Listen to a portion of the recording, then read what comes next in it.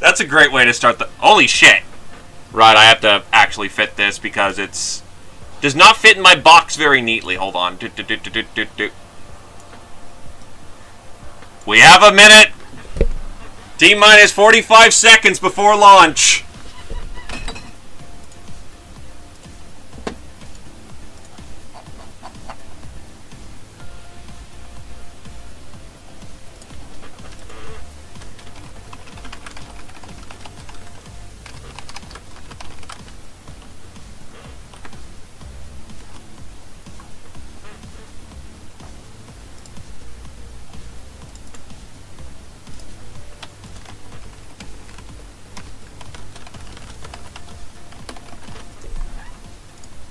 Ten, 9, 8, 7, 6, 5, 4, 3, 2, 1.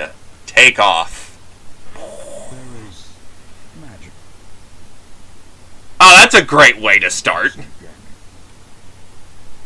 It says, don't just obey the rules. Rewrite them. It says, don't just listen to stories. Inhabit them.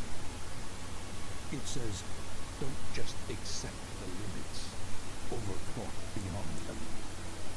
It says, don't just play games, revel in them, unleash them. And tell console scrubs to get fucked. Is every game battle royale now, or is it just me? From mountaintops to dungeons, from deep waters to deeper space. You know, Beyond Earth was a bad game. Quests to mass engagements. There is magic in PC gaming. Let's celebrate that magic together. This is the PC Gaming Show.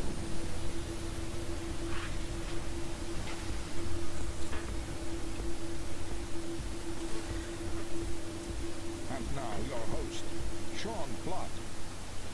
To celebrate all things PC Master Race. Hello to everyone online. Hello to everyone at the wheel turn. Welcome to the PC Gaming Show. At least it's more enthusiastic than than the rest of E3 so far.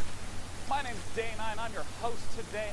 Oh wait, shit, it's Day 9. Fantastic show for you this afternoon.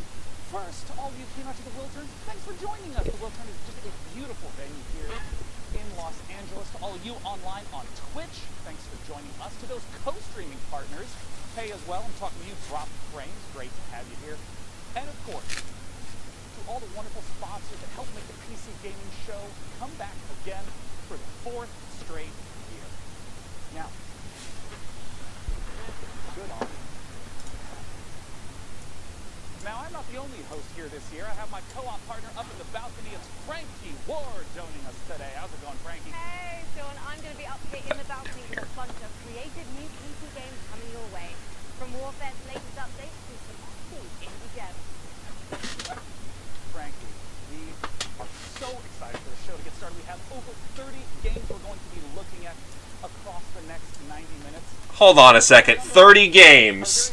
That's like 3 times the games we've seen from any other showing. Slow the fuck down, Master Race! Let's take a look at Satisfaction.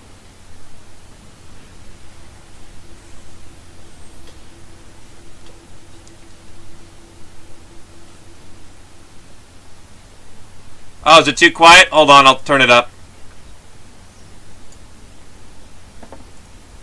Sorry, give me a sec.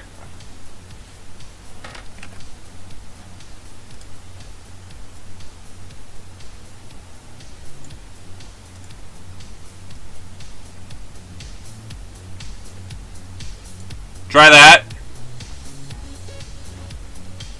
Because I've actually got this cranked up.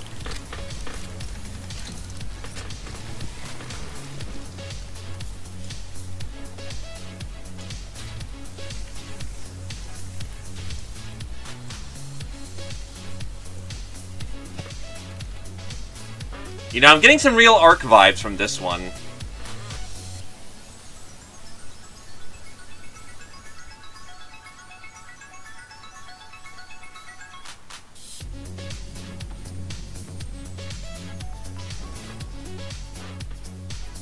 The groove's nice.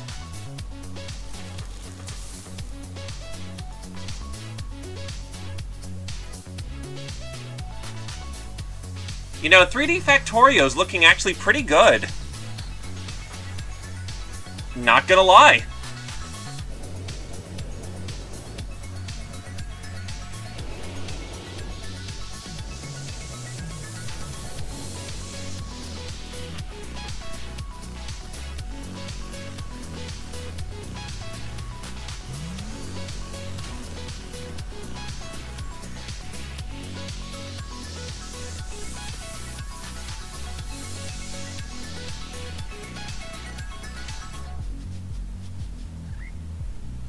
Okay, that's actually pettable.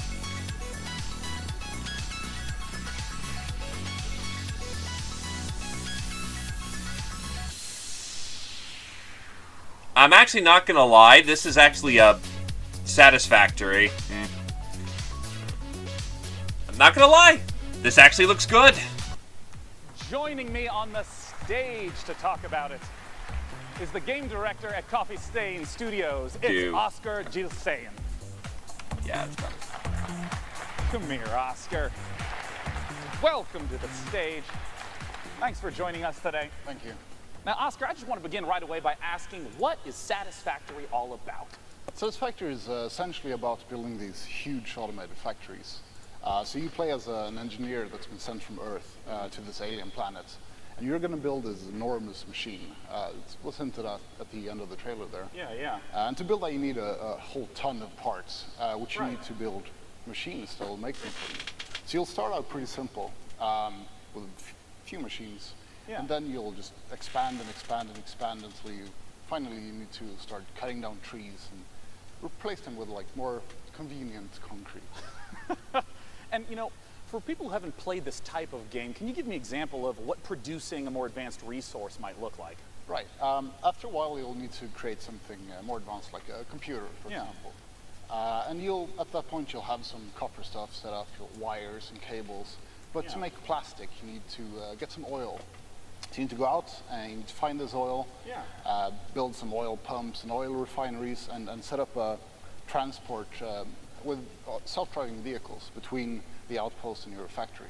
Yeah, and I want to talk about that scale because there's a lot of games where you build a house or a small town.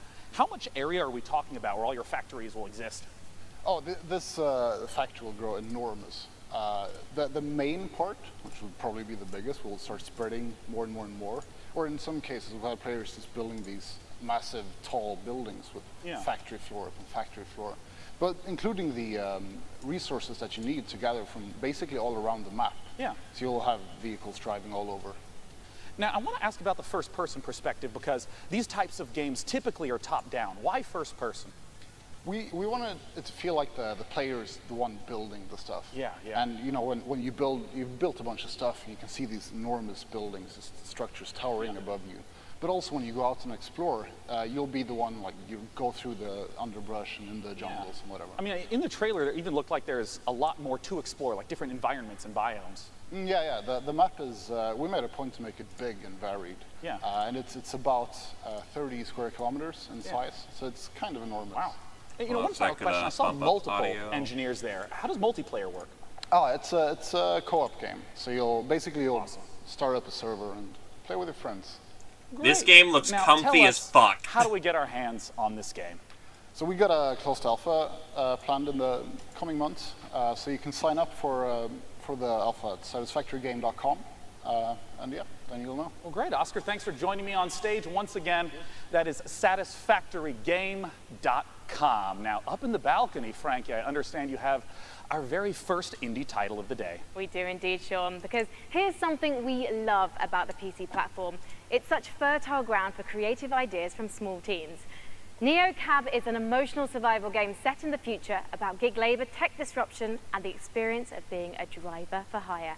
Perhaps the so it's Uber Simulator. From the brand new indie studio Chance Agency, let's watch the first gameplay trailer for NeoCab. Now you too can live your dream of being an Uber driver, bribing people with candy so you can get good reviews and not get fired today.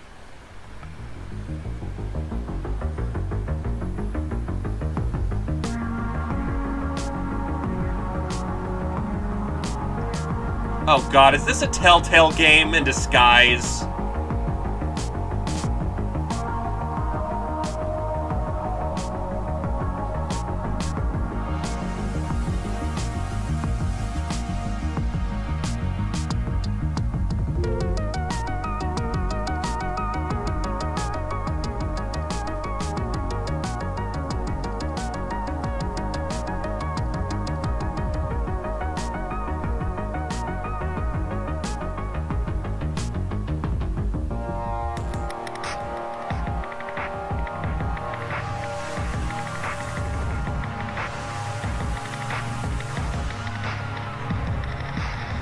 Stay human? Oh, so this is a futuristic game that's against cybernetics.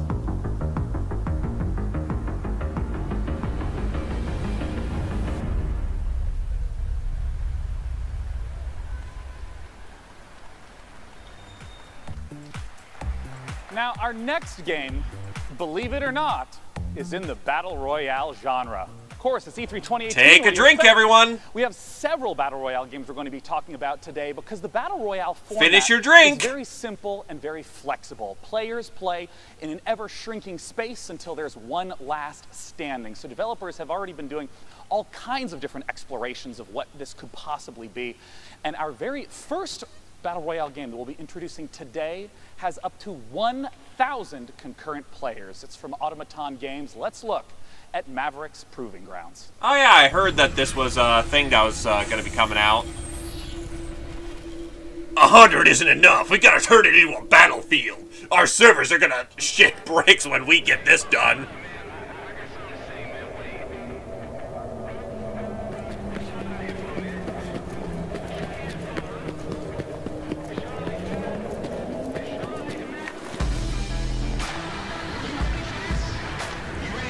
Oh, they're parachuting in. Time for PUBG to sue them.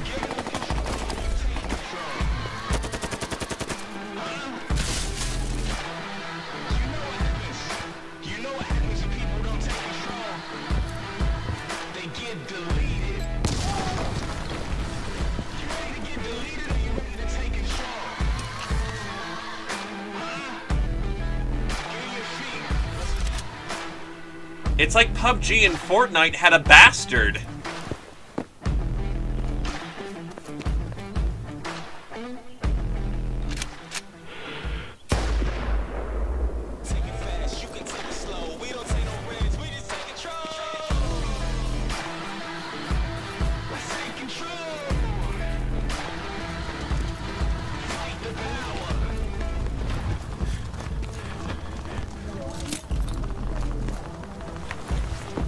Not actually representative of gameplay. You know, if I wanted to play like a super realistic shooter, I could just play Tarkov.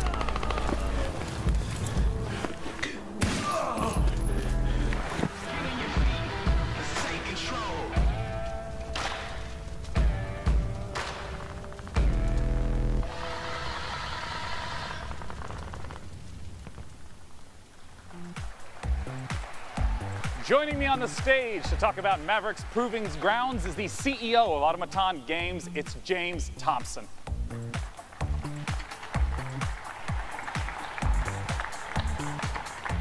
Oh, nice to know the CEO welcome. looks like Thanks he's for like joining in us. his 20s. Now, I want to immediately ask, what about Maverick's Proving Grounds He's distinguishes smaller than itself Day from other 9! Battle Holy Royale shit! Yeah, well, as you said, it's a very popular formula, and Yeah. you know that last man standing kind of game type is incredibly compelling by itself. But Mavericks is really about depth. You know, we've already talked about 400 players before, and we're sort of super excited today to talk about our 5-man squad mode being 1,000 players. But really, 5! it's about They're depth pushing as the well. It's about envelope, the man. environment is even a bigger step. The simulation and Yeah. those elements sort of combining together. Yeah, I want to zoom in right on the 1,000 players aspect. How does that really shift the dynamic from the, say, 100 that we're typically used to? It just Well, means it's you're really about more likely combining to die skill quicker. with the depth of simulation, so the fact that together what you actually have is a landscape that means you're making decisions off a lot more information. Yeah, I mean, because you hinted at that twice now. Like, what do you mean by there's a lot more information in the environment for players to process? So take a concrete example, right? So let's say a player's walking through the map, they'll be leaving footprints, they'll be displacing foliage, like Oh, grass okay. bending. Only there's you know, 1,000 siege people style doing gameplay in that. Houses, that's like a lot of destruction systems that sort of together make the map Yeah, there's much more of a dynamic it's like a environment. recent history of who could have been here. Yeah. You know, I want to ask about what more is in store for Maverick's Proving Grounds. I understand that this has a lot more out-game features than someone might expect. Yeah, so it's not just that session-based gameplay. You enter the game through the capital, which is our sort of persistent social hub.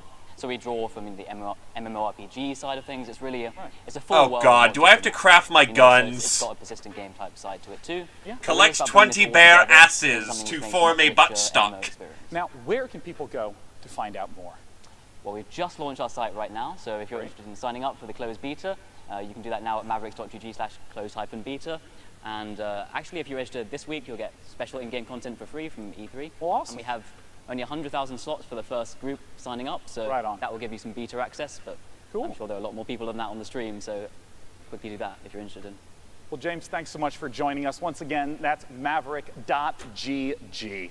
Our very next game helps showcase the extraordinary power of modders. Frankie, tell us about it. It does indeed, Sean. On PC, we don't just play what's given to us. We mod games to make our own experiences. And for many And then we developers, shut them modding is a way to down. turn a hobby into Rip a El career. Dorito. The Forgotten City is the perfect example. It's a standalone game that's a reimagining of a wildly successful mod. In fact, the first mod in history to win a National Writers Guild Award. For the first time ever, here's gameplay from the Forgotten City.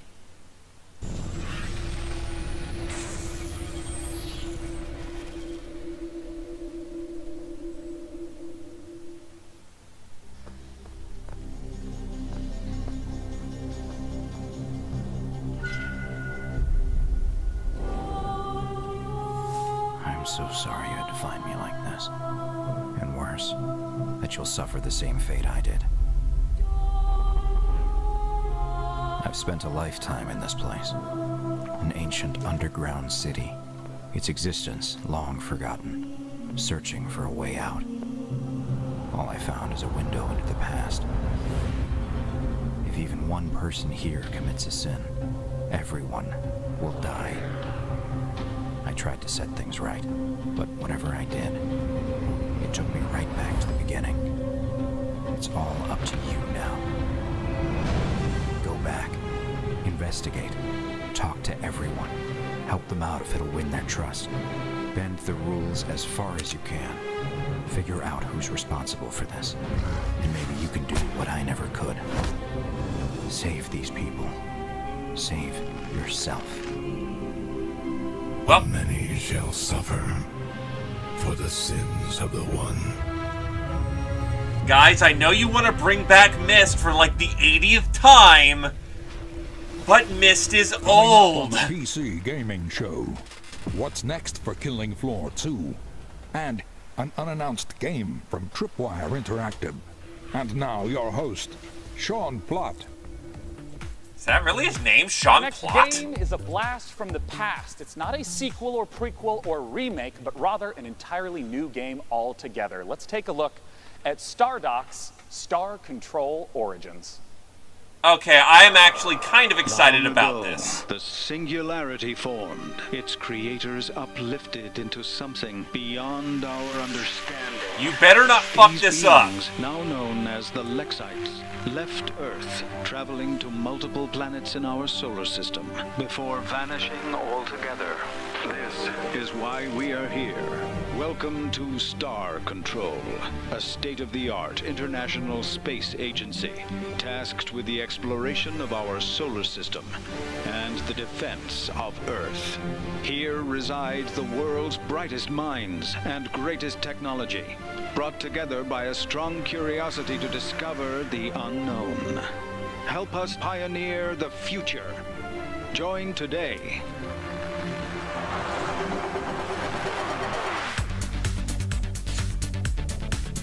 I'm not Star exactly... Control has accelerated the construction of our new modular deep solar system vessel specifically for this mission. It's the fastest, most expensive ship humanity has ever made, Captain. I am Chief Viscosity Officer Windu of the Taiwan. I need some alcohol. Have evidently received traces of your radio broadcasts themselves. I need alcohol.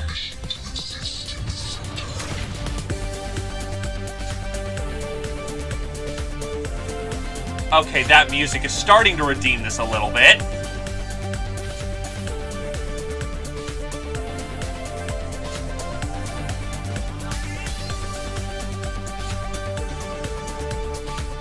A new alien in a delightful new spaceship.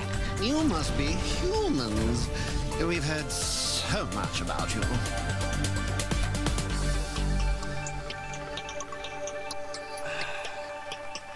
What makes me sad is no Show Fixty, no Yay Hot, no fucking Urquan, I mean, I'm pretty sure, you know, to talk about there ain't no Urquan in this one. Still, none of the fucking classic races?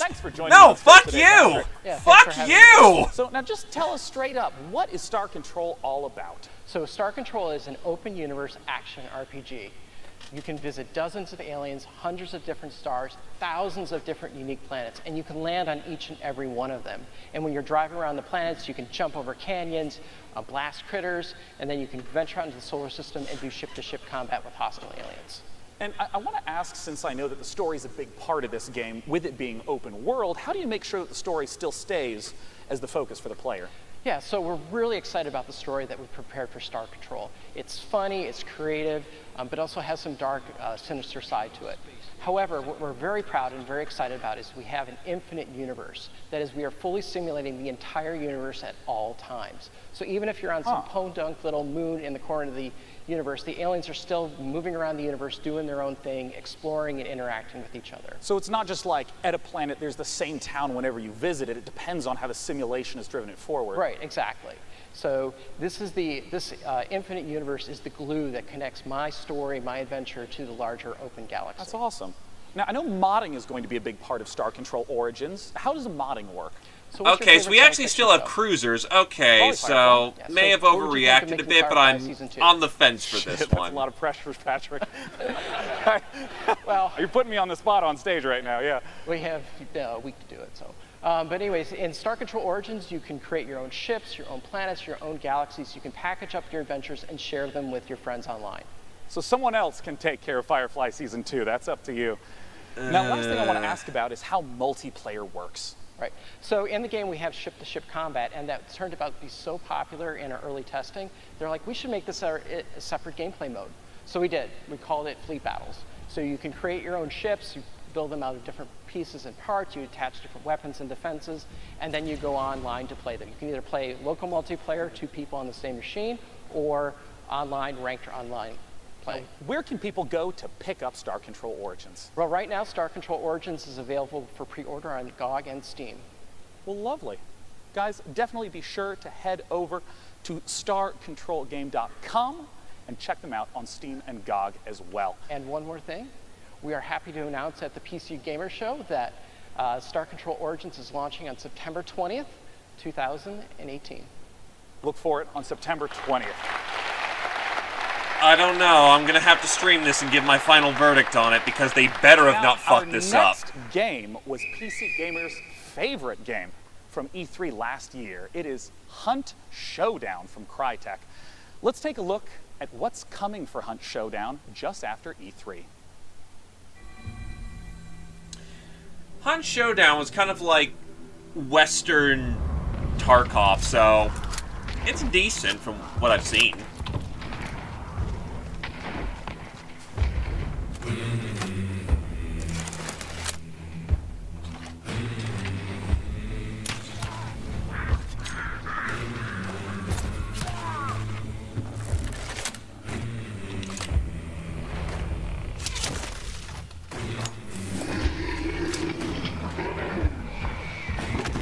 I think it's less sticky and more of a stuck in your back grenade.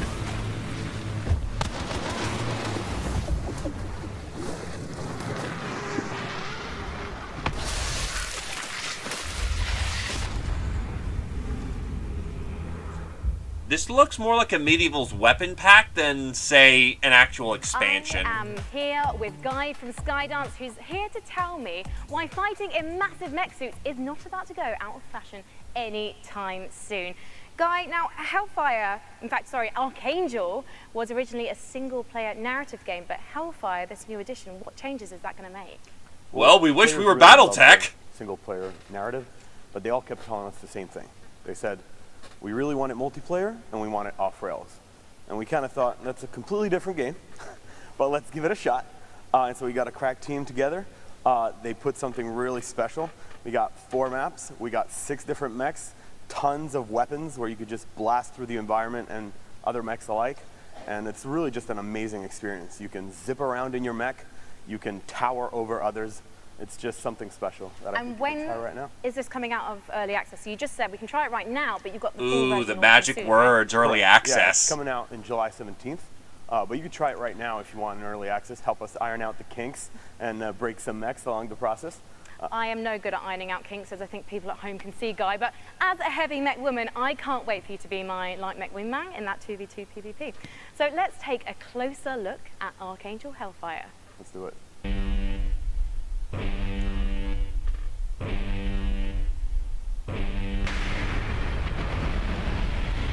3 destructible maps. Free roaming PvP. Please buy our game.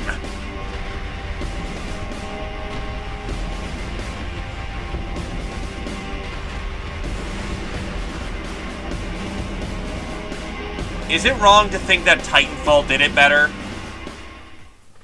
Our next title is one I've been looking forward to for quite some Those mechs time. look way It's the too makers chrome of for my Sherlock tastes. Holmes, and it's a delightful-looking Lovecraftian mystery.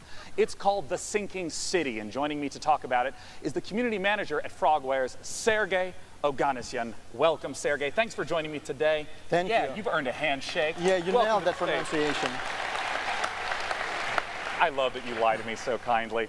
You know, I want to ask right away, The Sinking City, you know, there's a lot of open world, third-person type games. What makes The Sinking City different from what a player might expect? Well, I mean, The Sinking City is an open-world action investigation game inspired by Lovecraft. And we believe that these 3 elements already make the game pretty unique. And you know, when I say that you can be a detective in a world, in a Open world adventure and, Lovecraft. fear, like, I really mean it, because investigations are really at the core of The Sinking City. Well, Yeah, you know, there's like, a lot of games 2 of in those the are open overused, world but genre that are you're at least focused one on of 3. action, but you say investigation is at the core. What are investigation mechanics? What does it look like? So the first thing you should know right off the bat is that we are not going to offer any hand-holding for the player.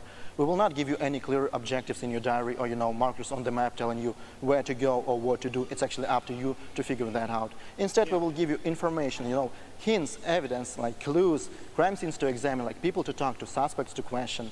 And we will ask you in return to use your wits and your intuition to, you know, experiment with your findings, you know, maybe like find a way how to progress. And what you should also know is that finding these clues... Oh, nice to know this is going to be a 3D adventure game. And, you know, get a better understanding of the world and its people, but it will also help you maybe change the course of your investigation. Do I have to use, like, itself? I mean, the fucking paint on everything? It's just been absolutely beautiful. Talk to me about the world that we're in. And oh god, I see a gun. There's going to be combat. So the game takes place in this fictional city of Oakmont in the state of Massachusetts. You know, the city which is flooded. There is a terrible disaster going on which has claimed like thousands of lives. And also multiple like, guns. Awakened frightening monsters which now roam the streets of Oakmont. You know, people that live in the city, they are very different, like different social classes, gangs, cultists, poor people, rich people, but they are all united by fear. You know, okay, this isn't true Lovecraft. He didn't have to roll a fucking sanity check that, like 3 times for their there. lives. Because of the flood, because of the monsters. And you know, we actually want to understand what's going on. We want to understand what lies behind this ostensibly supernatural flood. And what's even funny is that while everybody is afraid, nobody wants to leave. But this is kind of a different story. Yeah. Well, I mean, we've talked a little bit about the story world and how it's inspired by Lovecraft. What about the game mechanics? You've mentioned the sanity mechanic in the past. Indeed, we do have a sanity mechanic which directly impacts the gameplay. You know, when our hero is under a lot of stress, when he sees like something supernatural, something disturbing, or even when he's making choices in the story which he's not comfortable with making, you know, he will begin to lose his sanity. He will start to have hallucinations, he will start to hear distorted sounds, which will allow the player to understand that something is actually going wrong. Maybe we need to, you know, step back and do something about that. As of right now, we're still fine-tuning this mechanic because we are still looking, you know, for this sweet spot between impact on the gameplay and impact on the story. Yeah, Since we're almost out of time, I still just have to ask, what are the sweet monsters that we're going to get to see in the game? Oh, we have different kinds of monsters. We have different kinds of archetypes, you know, with different abilities. And, you know, we actually give you tools. The game is not about fighting monsters. Investigation is the core of the game. But we give you tools to defend yourself. So we give you weapons, we give you skills, we give you even certain, like, traps. In return, we ask you that you make a decision, because the game is about making a decision. And plus, you can't kill like 90% of Lovecraftian things. So, I know a lot of people have all sorts of questions about what the game is like. Where can they go Yeah, to the find out 44 more revolver's a safety So blanket. if you're hungry for more, you can always follow us on Facebook, Twitter, and YouTube. This is where we post our updates regularly. Facebook, The Sinking City Game, YouTube, Frogwares. So go there, and like, this is definitely the place to go if you want to learn more. Well, I'm super excited to personally see how it turns out. Thanks for joining me on stage, Sergey. The Sinking City. Now, our next game is a PC title that has only gotten better over the last few years, and I'm always excited to hear what they have in store. Frankie is up on the balcony with the developers of Warframe. Talk to me, Frankie. Well, we all know the PC is home to some of the most devoted communities in gaming, and one of the best undoubtedly belongs to Warframe. Actually, can't argue that one. First open world update, Plains of Eidolon, and the next epic cinematic quest is called The Sacrifice. And we've got the exclusive launch trailer for you. Blood-gorn violence.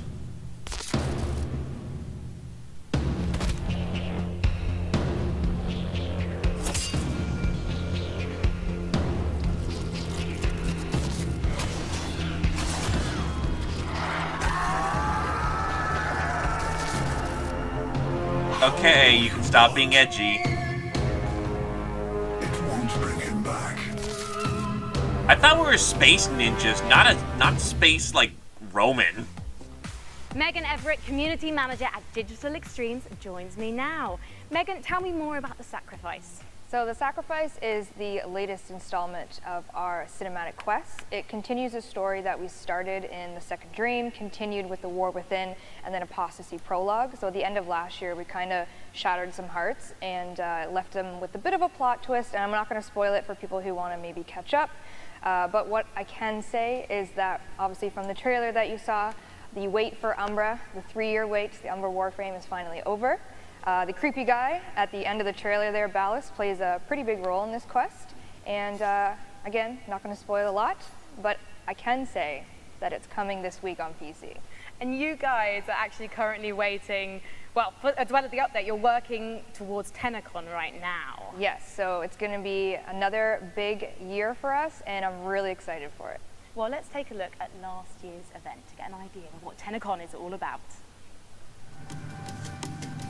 What do you think the mega reveal at Tenno Live is going to be? Can you tell me anything about this Umbra thing that's maybe going on or whatever? It was a Left 4 Dead 1 map. It was depressing. It was pretty amazing. Like, it's a whole new direction for Warframe and all this. You got all these other games coming out, but this one's free. When's 2018 happening? Get it started.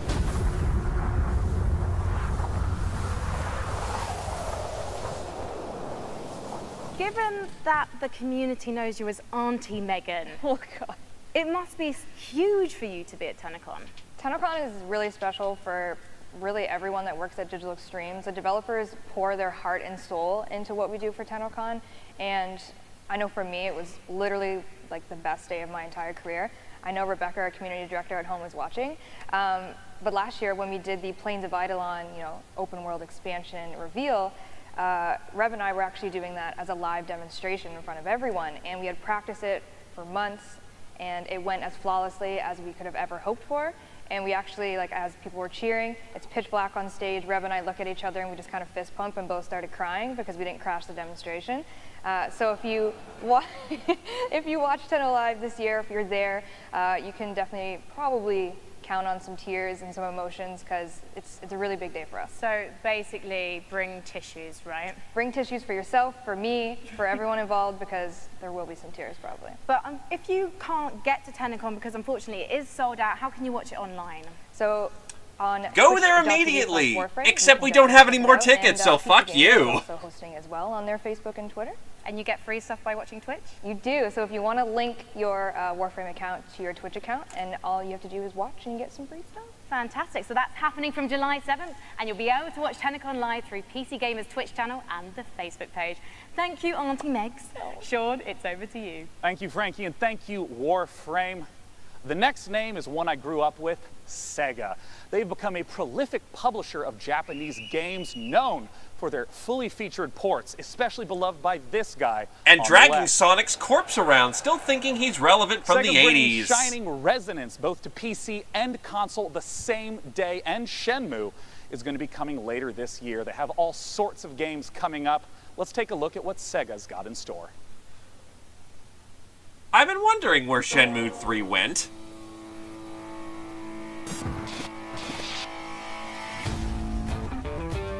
Already released that one.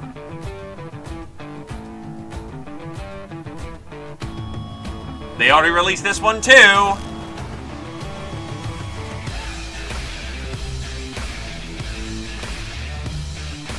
Nice to see they remastered it. And by remastered it, I mean just made everything really blocky.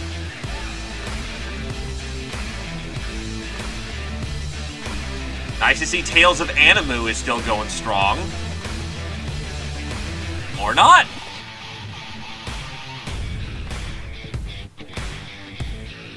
Okay, if this is actually going to be on PC, that's the tits.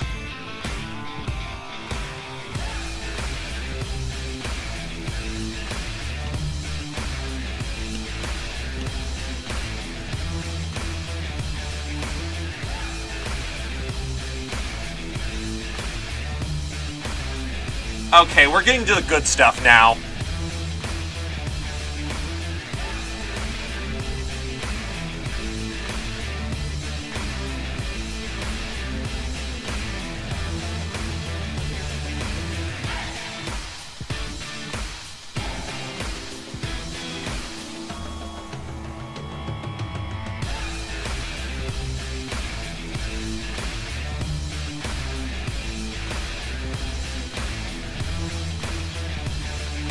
Okay, where the fuck's my wallet so I can throw it at the screen now? This went from complete joke to holy shit.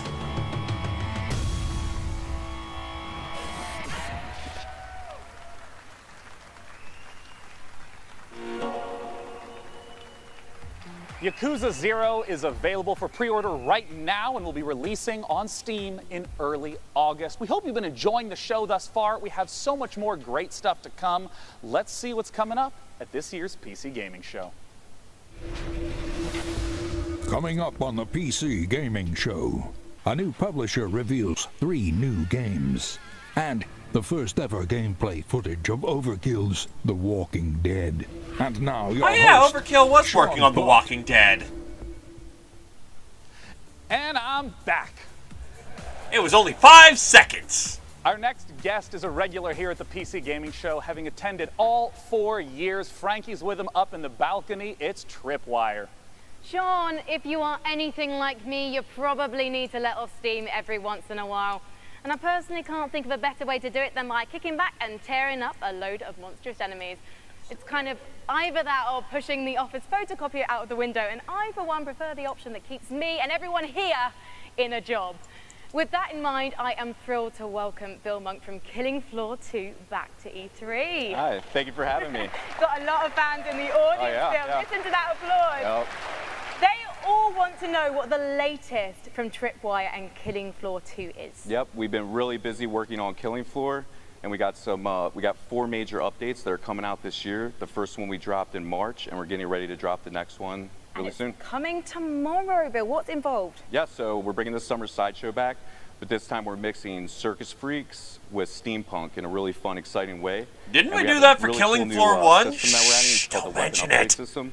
And with this, there's 73 different weapons that we have in our game, and each one you can upgrade it and make it viable for late play. So it really adds a lot of creativity to your loadout. So I'm really excited to get that in people's hands. So you can make your boy guns big. Yeah. Good. Well, thank you so much for joining us today, Bill. Let's take a look at the trailer for Treacherous Skies Summer Sideshow.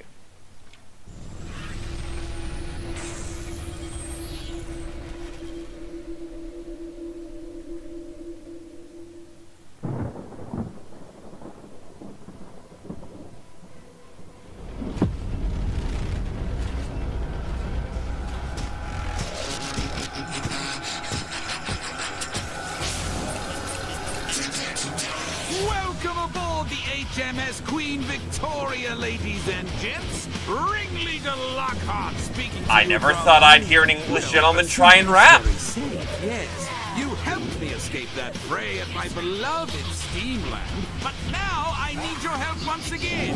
I've got to get to my island in the channel. Now listen up. I don't know how, but these blasted circus freaks followed us on board. I think it's time to put on a show. Yes, of daring deeds and horrendous bloodshed. Oh, for me, my mechanical children have turned against me. Blasted traitors! Careful, lads, they're tough. Even removing the head won't put these rebellious robots down. But take heart, lads and lasses. I have invented some new toys. The Doomstick. 4 barrels are better than 2.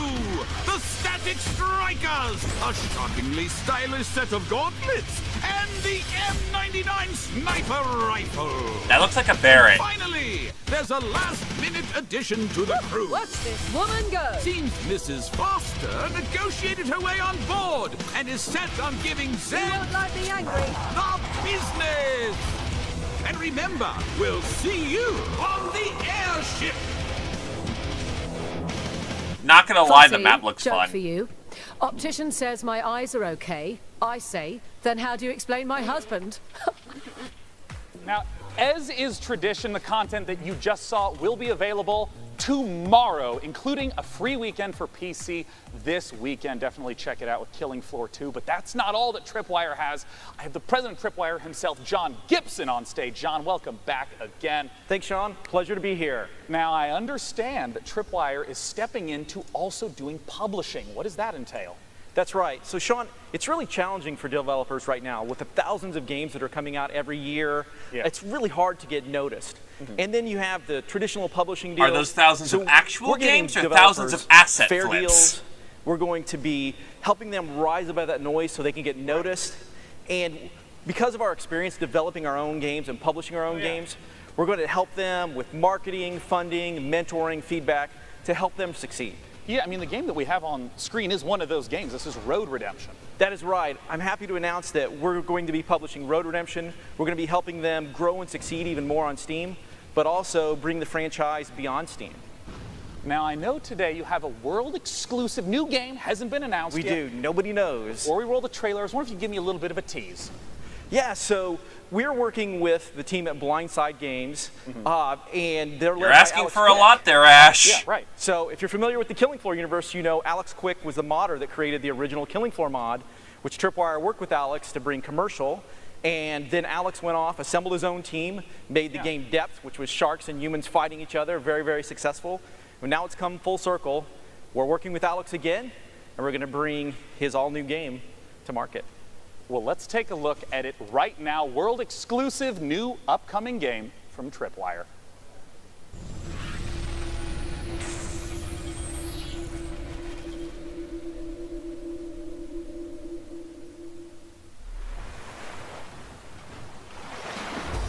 Close your eyes and imagine a place where the sun is bright and the beaches are white.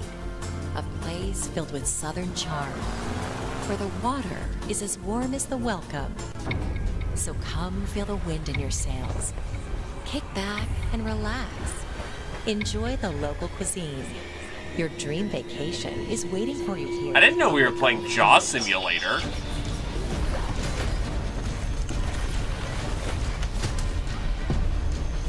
Fuck, Jaw's got more aggressive. He's infiltrating the swamps! Go to maneatergame.com now to book your vacation. Operators are standing by.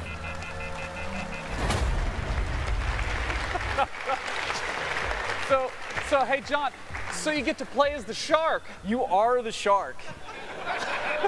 Can we co-op the sharks? Open-world action RPG where you play as a shark, or as we like to call it, a shark PG. Oh, nice. Okay, so do you like upgrade and improve the shark? Is there like skill trees? You do. There is a shark skill tree. Awesome. I'd love to get 10% more bite strength.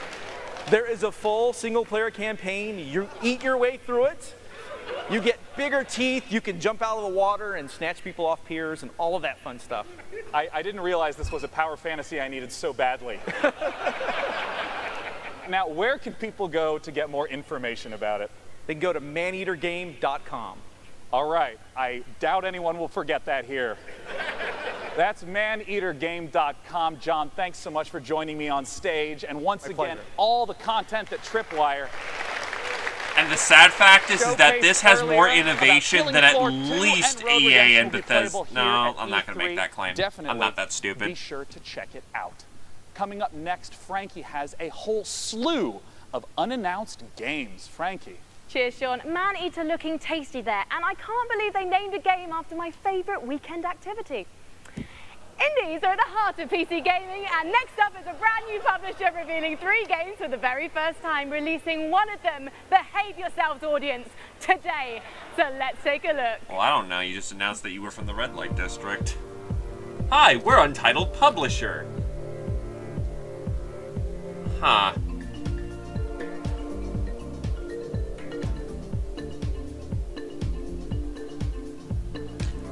So what, you make this PowerPoint?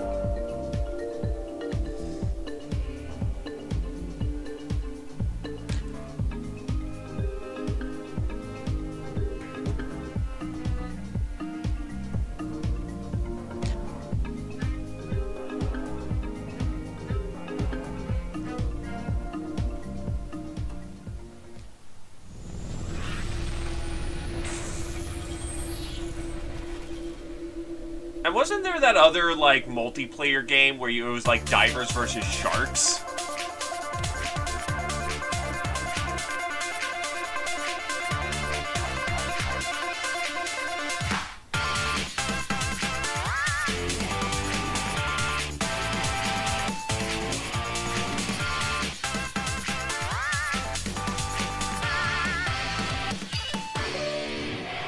So is this Paper Pokemon or something?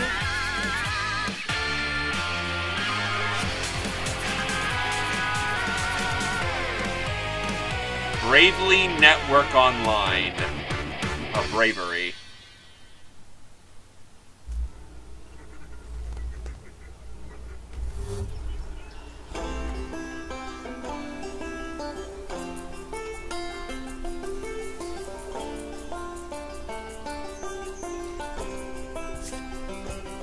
It looks like 3D Harvest Moon.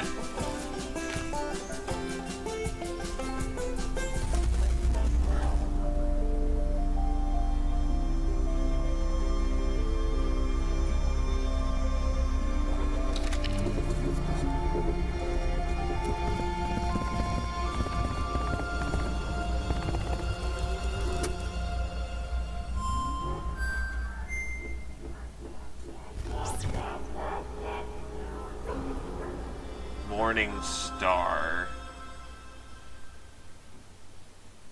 Okay, I'm actually now curious.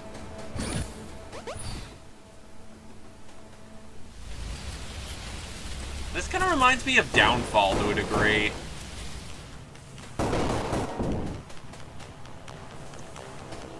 In before it's a Metroidvania.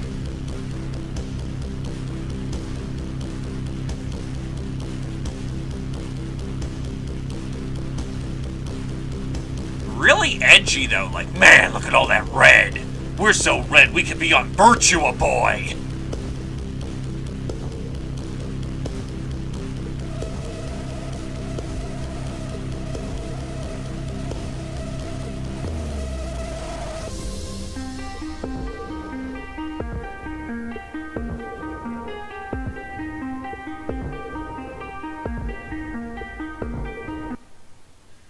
All these games look like must-plays. And Overwhelm, the final game of the bunch, is available on Steam right now with a special launch discount. So make sure you check that out after the show. And if you're at E3 this week, head over to the PC Gamer corner of the Facebook booth inside the South Hall to give Overwhelm a try. Right, next up, it's time for us all to take a holiday, and where better than a virtual resort with some truly spectacular wildlife. Back again this year are friends of the show, Frontier Developments, with a unique take on the park management genre. I am, of course, talking about Jurassic World Evolution. I've actually heard of this one. The game is out tomorrow and lets you build your own dinosaur-stuffed tourist trap. What could possibly go wrong? Unleash the Goldblum! At least, like, I've actually seen some stuff on this, and apparently they've got a good track record. Is think that So- things are going to turn out differently, huh? This is going to be awesome, I think. Well, the ones before you did too.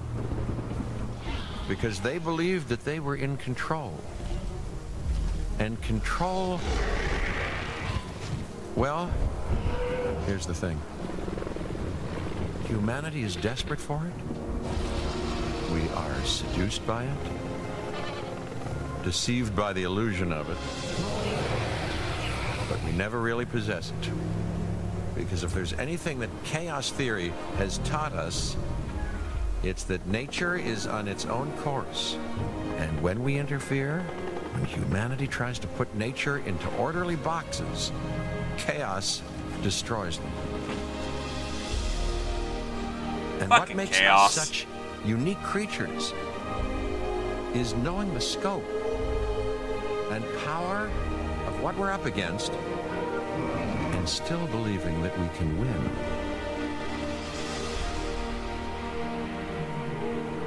I know, however, what I would predict.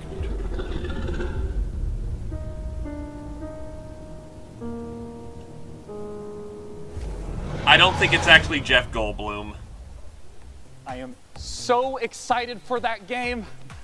Our next title hold is on. from Insomniac, June? who've been making amazing games for years, and they're going to try to take their expertise and answer the question, how do you make an open world game? Hold in on a VR? second. Let's take a look at their upcoming game, Stormland. That was June 12th, right? Not July 12th? I'm not crazy? Because that means it's coming out tomorrow. What the fuck?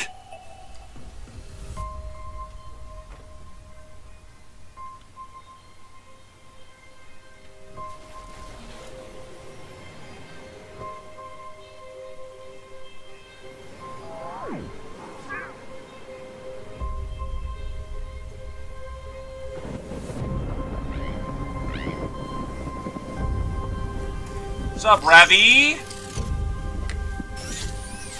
Just ripping on some E3, Oh, that's depressing.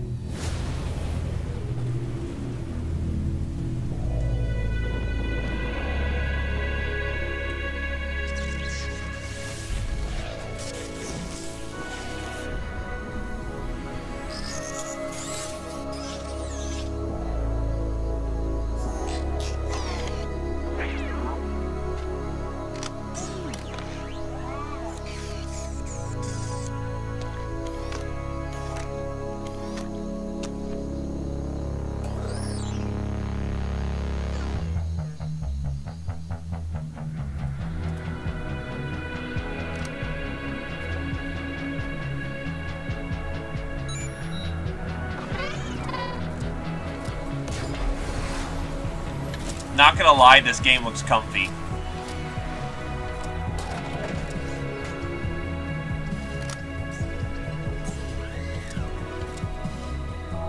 Trust me, you're not the only one, Ash. Oh, is this a virtual reality game?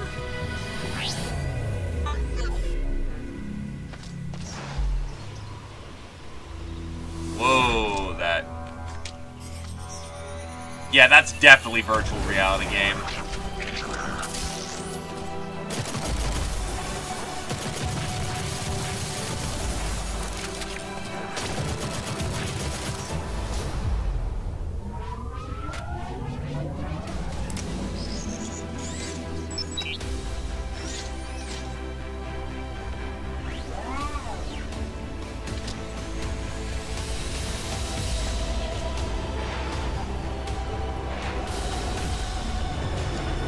Wally Revolution.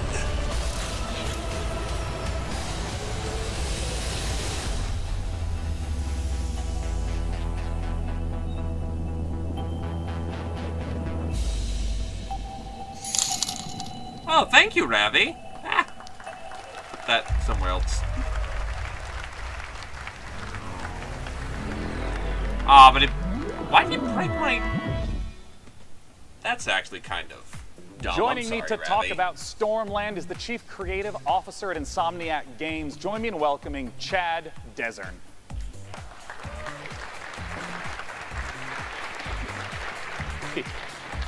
Not gonna lie, that Chad, actually looks welcome really to cool. the stage. Really I want cool. to start right away and ask, what is this game all about?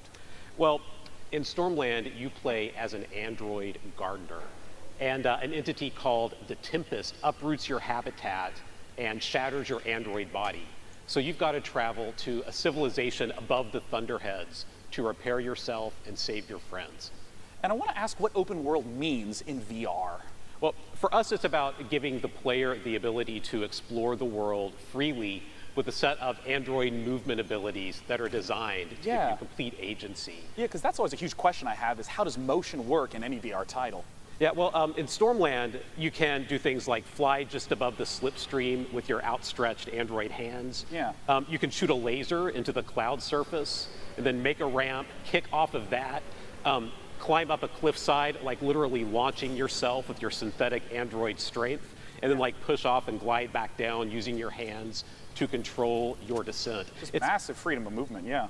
That's it. It's this set of mechanics that are designed together to work fluidly so that movement feels exhilarating, and you can kind of take the world at your own pace with it. I'm curious why VR for this type of title?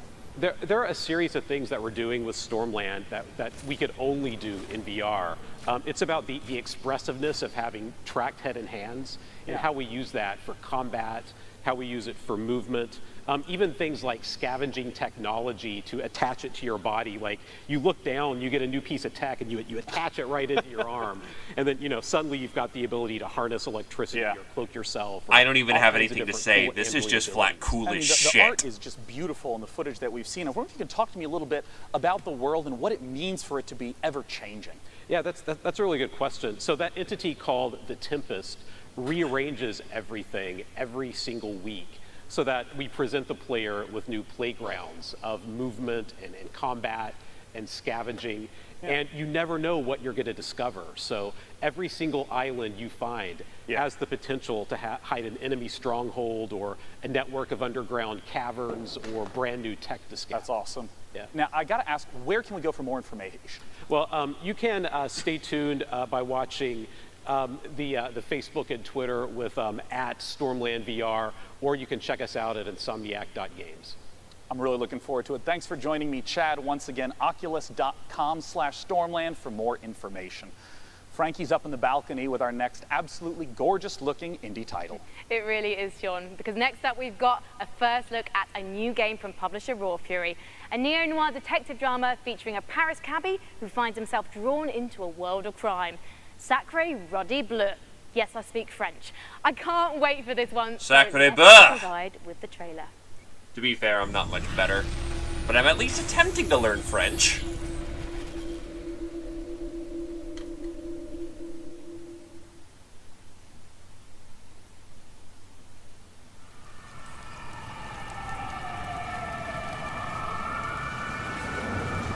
This aesthetic, it pleases me.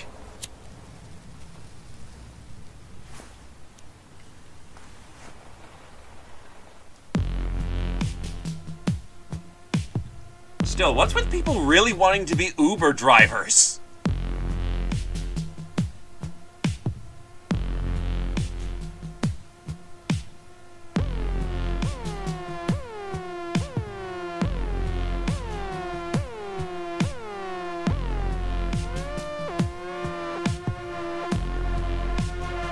It's the same style of interaction as Neo Cabbie.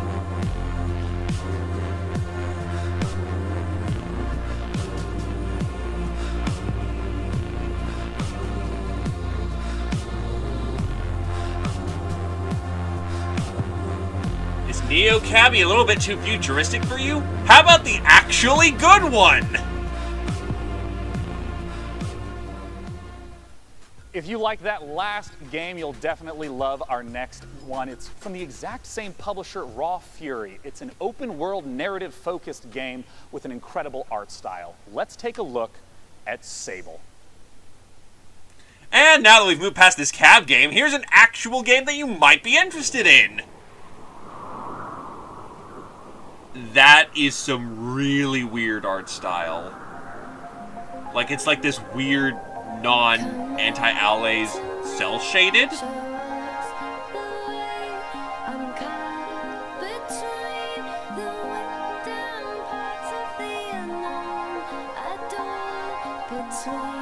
Okay, now I'm getting some Nausicaa Valley of the Wind vibes from this one. Just, instead of being in a valley, you're in the desert.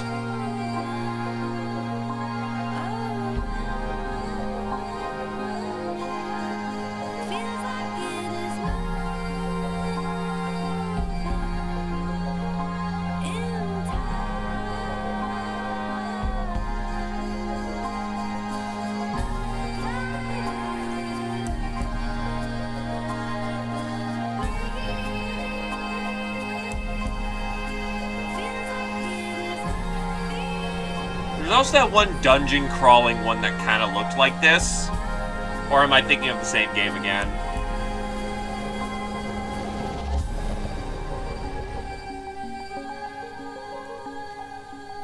Still, that looks good.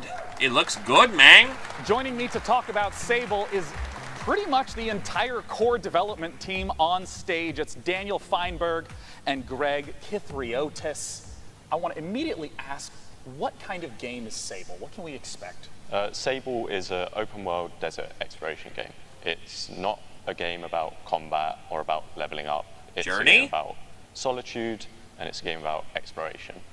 You play as Sable, a girl leaving her home to explore this world filled with monumental architecture, fallen spaceships, and you'll travel around on your hoverbike learning about the people, the culture, and the history of this world. And you know, I talked about it before. I think this art style is amazing. Where's the origins of this? So we were really heavily inspired by the clear lines style of French and Belgian comics, as well as Japanese animation, particularly Studio Ghibli. So we really want to feel our players to feel the same sense of wonder that you get from watching one of their films. And so from the very beginning, we knew that we really needed to nail the visual style. And yeah, so we put a lot of time and sort of effort into our rendering system. Better be a damn cat bus in this. Show it to everyone. Yeah. And I mean, I know that you two consist of most of the core development, the art and the programming. What about the music that was in that trailer? Yeah, so that was a new track by Japanese Breakfast. Oh, yeah, the t-shirt. Yes, of course. Yeah, right. So she, Michelle, she is doing the soundtrack for the game. Japanese Breakfast is one of my favorite bands right now. It's incredible to have her on board. It all just came together so beautifully in the trailer, and I know that you guys are really regular about updating, you know, blogs, sharing what's going on with the development. Where can people go to find more? So they can go to our Twitter account, ShedWorksReg and ShedWorksDan, or to sablegame.com. Lovely, gentlemen. Thanks so much for joining me. Once again, the name of the game is Sable. Our next title is one that has been in development, even showing up in our very first PC gaming show. It's Cloud Imperium Games still hard at work on their title, Star Citizen. Let's see what they have in store. Oh, that's gonna be good! Do I have to pay $500 to see the trailer so I can unlock the fucking $26,000 fucking unlock all spaceships? Are we finally going to have a video game?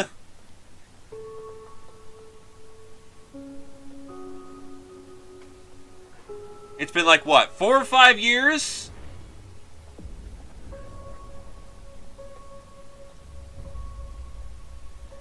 No, it's worse, Ash. It's worse.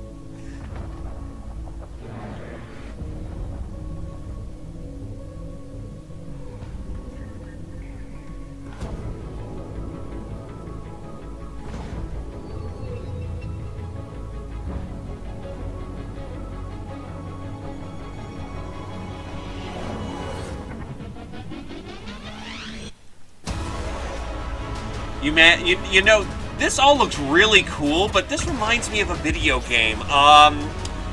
Fucking Dust 514. And that failed for being far less ambitious. Note how there's no actual gameplay.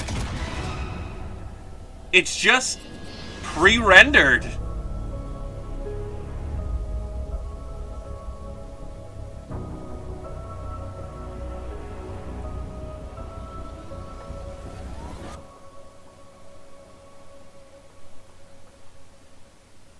At least No Man's Sky actually had fucking gameplay.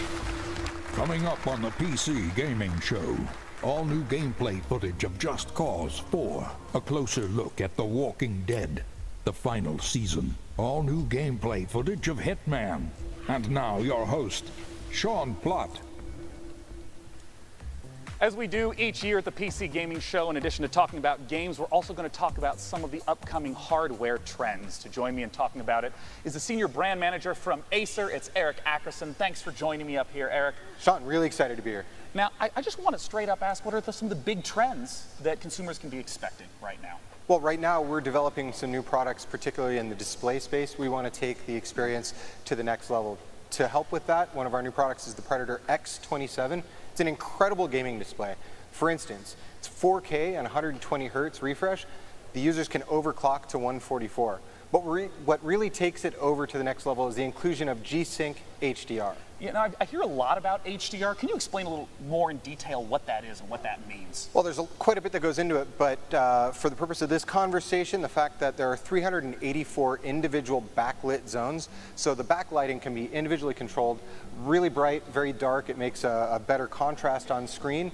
Each of them are individually controlled. The brightness of the screen. Do note he's talking about a monitor. Display. Typical, you're looking at 300 to 400 nits. We're looking at 600 with the Predator X27 with a max of 1,000 nits. And you know, some of the titles that were showcased just now, there's a wide variety of some photorealistic, some with a really iconic art style. How does HDR contribute to that big range we see in gaming? Well, one of the big things that helps is the color gamut that's available with these displays. We're able to do 99% of the Adobe color gamut, so it's better representing the vision of the art director. Yeah, and some of the games that you see on screen that support HDR, Mass Effect Andromeda, Far Cry 4, Ni no Kuni 2. Again, you won't see them in HDR right now unless you have. We do all realize that Andromeda was lackluster, right? You know, it brings me to one of my next questions about PC gamers tend to have a huge range of possible budgets. What are the different sort of products to look for at those price ranges?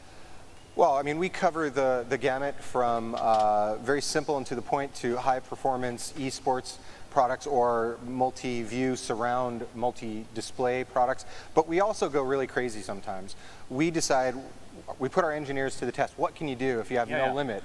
So one of the projects we've worked on is something called the Predator 21X. This is a 21-inch curved screen laptop with a mechanical keyboard and two graphics cards. Science, materials. Science! We did a really good thing. But you know what? To be serious, not just to joke, we actually have to ship this with a Pelican case to protect the laptop, and it sells for $9,000. And only $9,000. Every single 9,000 unit we could make. So we cover every spectrum of gaming. You know, you brought up this Predator laptop, you brought up the Predator monitors at the start of this segment. Where can people go to hear more about or even pick one up once they stop being sold out? So that's the good news is that we're shipping now. Our customers, partners are selling them. The bad news is a few have already sold out of this new Predator X27 monitor. I believe Micro Center is still in stock. Amazon will be in stock again soon. Well, thank you so much for joining me on stage, Eric. Frankie is awaiting in the balcony with our very next title. The PC has always been the platform for crazy ideas. In our next game, Genesis Alpha 1, you build and manage a space vessel, farm resources, deal with terrifying alien infestations, and explore. Well, I mean, people throw $1,000 to Star Citizen to access a website, you can so take there's DNA from people the with money aliens to you burn. encounter across the galaxy, splice them with members of your crew to create new life forms. Just a typical day at the office. Let's take a look. Greetings, Commander. You have been sent to Quadrant Alpha 1. The mission is to find a new home for the crew on board of this ship. Expand your ship and explore the galaxy for resources and interesting new life forms. Feel free to experiment with DNA and alien abilities to maximize crew efficiency. Heresy! Ready your weapons.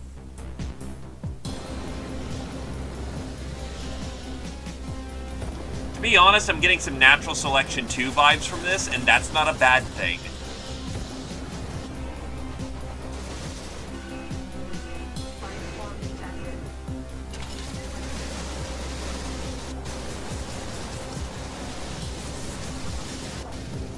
If this is multiplayer, I'd give it a shot.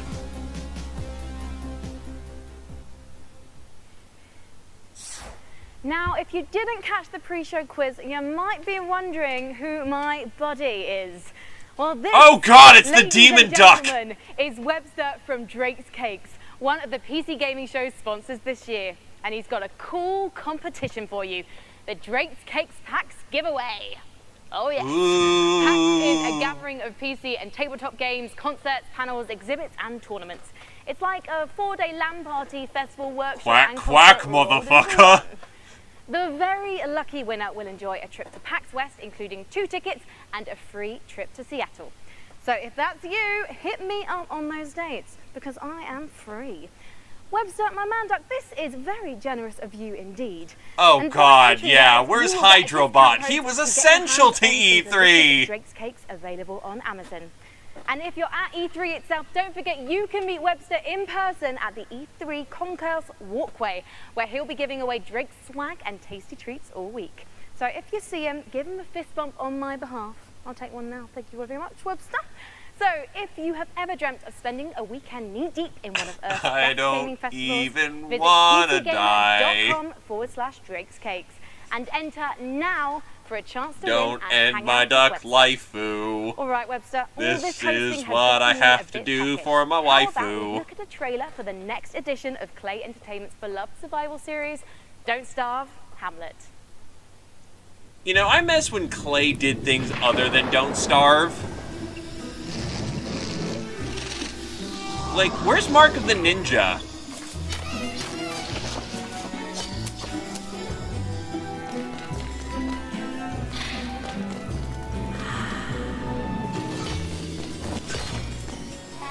Hell, I'd take another shank even though I didn't play it.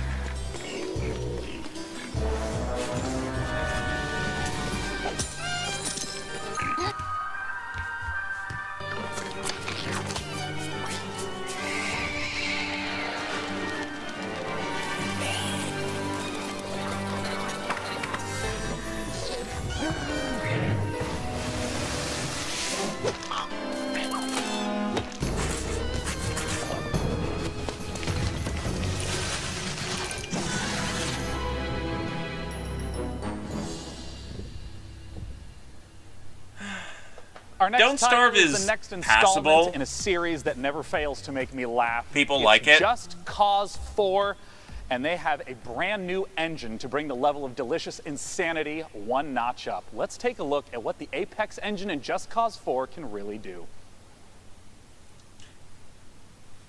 Subject to change. Oh, we've seen that before. Still, where can they go with Just Cause? We've surfed on nuclear missiles already.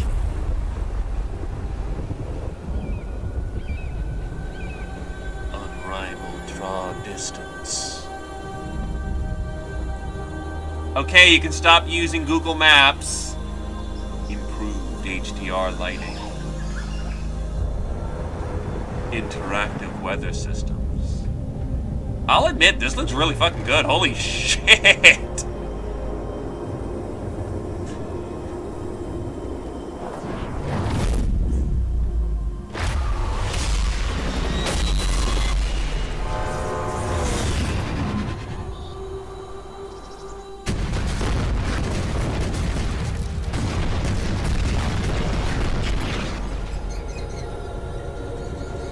Don't get me wrong, this is gonna be buggier than a Bethesda game. But props for them for their ambition. This actually looks really good. Joining me to talk about it on stage now, from Avalanche Studios, it's Francesco Antolini and Adam Davidson. Gentlemen, welcome. Talk to me about the tornado.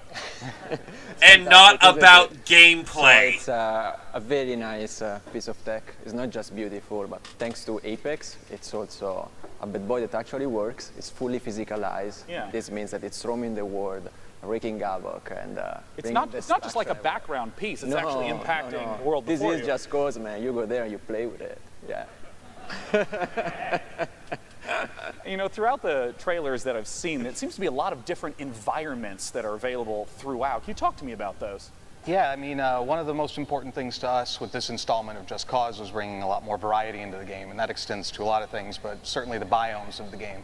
So instead of one kind of region of, like, say, southern Italy, like we had last time, now you have lush rainforests, deserts, grassland, and even alpine biomes, all of which, you know, are rendered beautifully with the new Apex engine. Now, something that's very important to me is some of my favorite features from Just Cause 3. Can you talk to me about, like, the wingsuit and the grappling hooks? Like, are those coming back in Just Cause 4? Everything you love from Just Cause 3 is back. Good. But everything is also just better. There's more to do, more to discover. For example, the grappling hook is completely customizable. The combat model has been completely reworked. My money's on yes there, So Dargan. new weapon, new enemies, new AI. We've got extreme weather that interacts with grappling hook and parachute. The wind that we saw from the Yes. tornadoes, is it just like basic wind effects also get incorporated as well? Again, it just goes, so nothing, just an effect. So if there is wind, it's physics and acts with your parachute, grappling hook. So great. I mean, they did just show off. Look at our new open world engine. First-hand footage of what Just Cause 4 can deliver. They can check it out at justcause.com/E3 and for 3 days. That's right. Believe it or not, E3 hasn't started yet. Starts tomorrow. So June 12th through 14th, you can check it out. Thanks so much for joining us on stage. I look forward to the hilarity of Just Cause 4. Now, our next title is one of my all-time favorite IPs. I can't wait for Frankie to talk to you about The Walking Dead. Yay! Overkill Software and Starbreeze are the creators of Payday and Payday 2.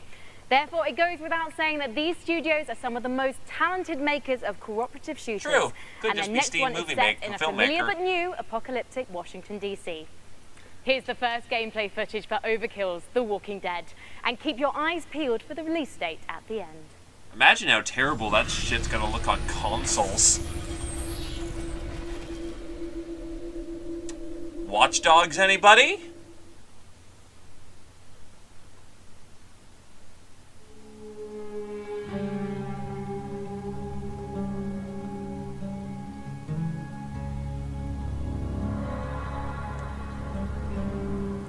We were so many things. Husbands and wives, doctors and teachers, bank writers robbers and architects. But when the world ended, all that ended too.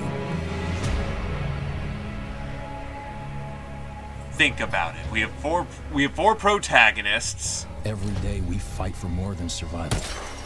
We fight to build a new life.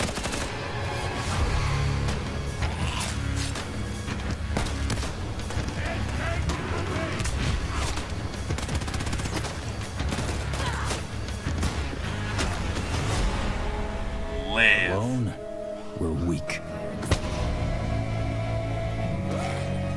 But together, we might stand a chance.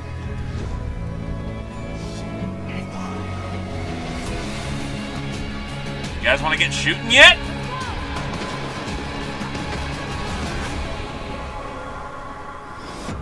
Okay, so where are my extremely memey builds, and where's the equivalent of the bulldozer? And I Get have the fuck more up, good get the news fuck up, get the fuck for up. fans of The Walking Dead. Overkill's game for The Walking Dead, of course, coming soon, but we have a second, completely different Walking Dead game that we're getting the chance to talk about right now. This is Telltale's The Walking Dead, the final season. Joining me on stage to talk about it is the lead writer, James Windler, and the voice of Clementine herself, Melissa Hutchison.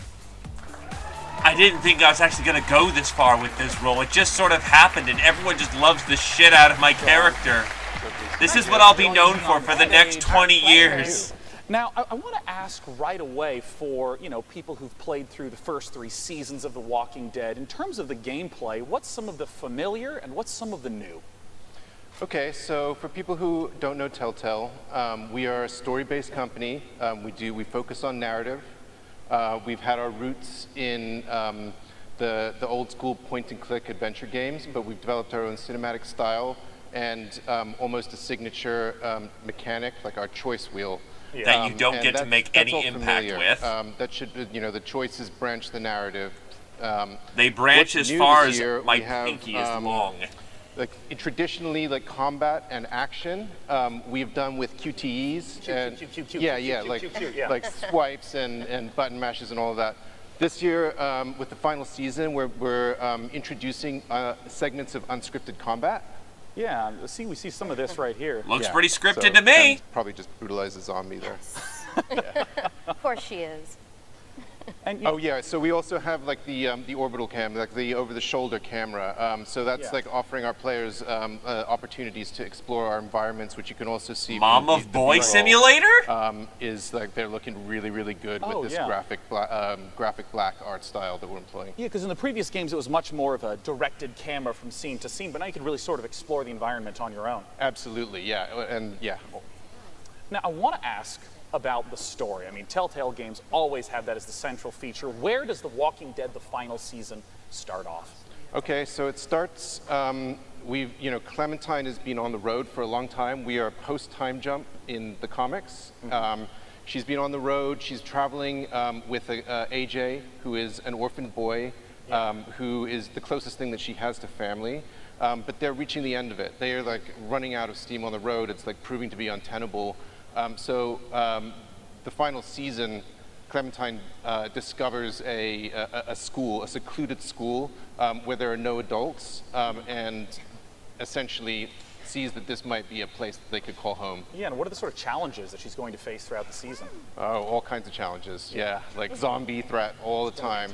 Yeah, of course. Because this is The and Walking there's Dead. The external threat, like at some point there are going to be adults coming in representing external threats that she's going to have to deal with. Now, Melissa, I want to ask what your experience has been like, because it's rare to have this better not turn a voice out like actress The journey Flies. along with the character King in a of Flies. multi-year journey. I mean, how long ago was the first recording that you did? Well, it was 2012, but we might have even started in 2011. I don't know. We're not going to do math on air. Yeah, That's we're not always doing a math. bad idea. That's not happening right now.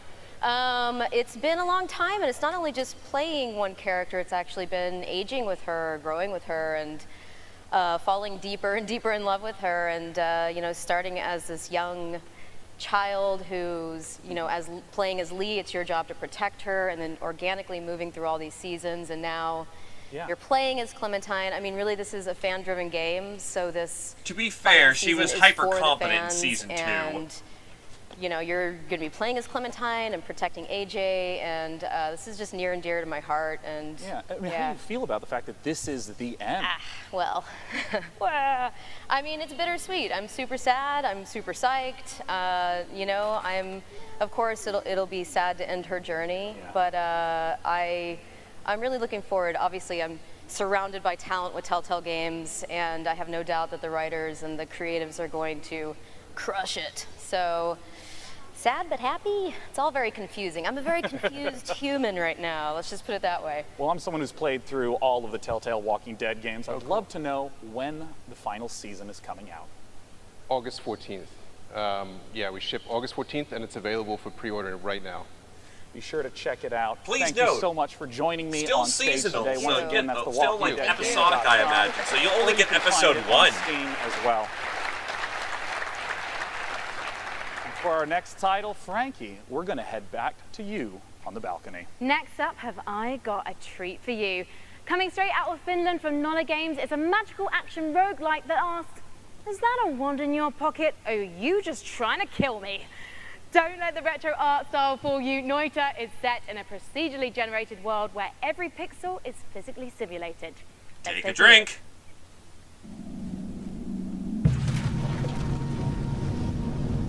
This art style reminds me of something.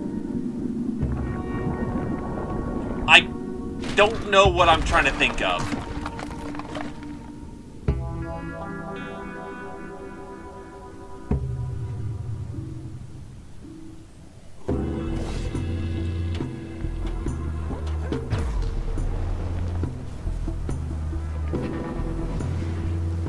Yeah, Nidhogg. That's what I'm thinking of. Nidhogg, Risk of Rain, yeah, they've got similar aesthetics, so yeah. More Nidhogg than anything else, I think.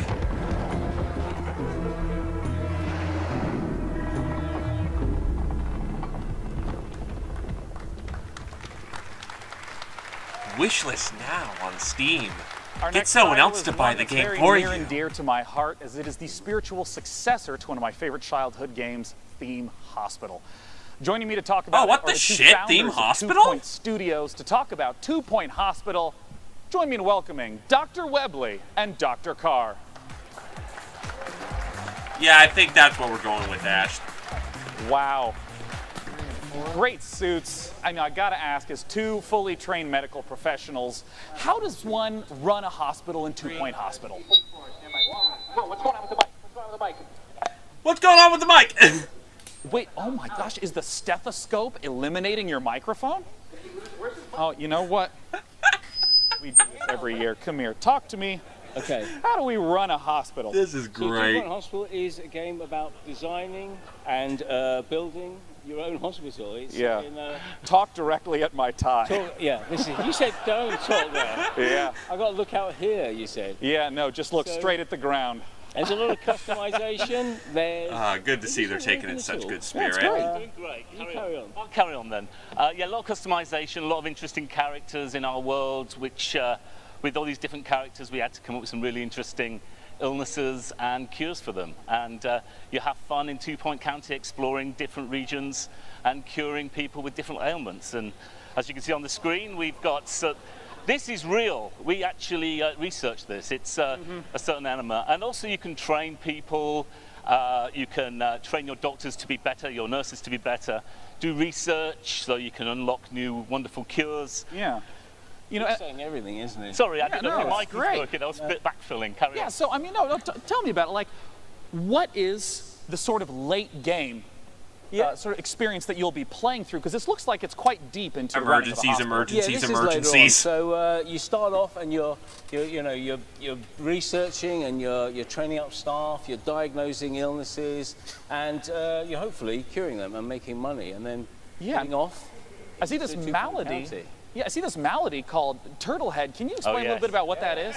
Yes. It's when the head becomes so shrunken, it gets stuck in the neck orifice. Actually, Just good pops point. out I can't hear slightly. any music. And it has to be extracted.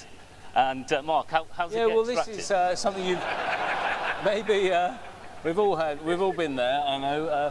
This is one where a little bit of suction always helps. And And it's gone. And out it comes. Yeah. Now, we had to research how to do that. That's actually Absolutely. I know everyone who suffers from turtle Now, head I had around to ask here. about something that I Infectious think disease, every I swear. young man has to deal with at some point. What is a monobrow infestation? Yeah, well, monobrow is a natural thing that some people grow. Yeah, problem. We've all been there. Yeah. I haven't. No, okay. But it needs to be diagnosed and cured pretty quickly. If it doesn't, it'll fester, and you might shed a bit of hair.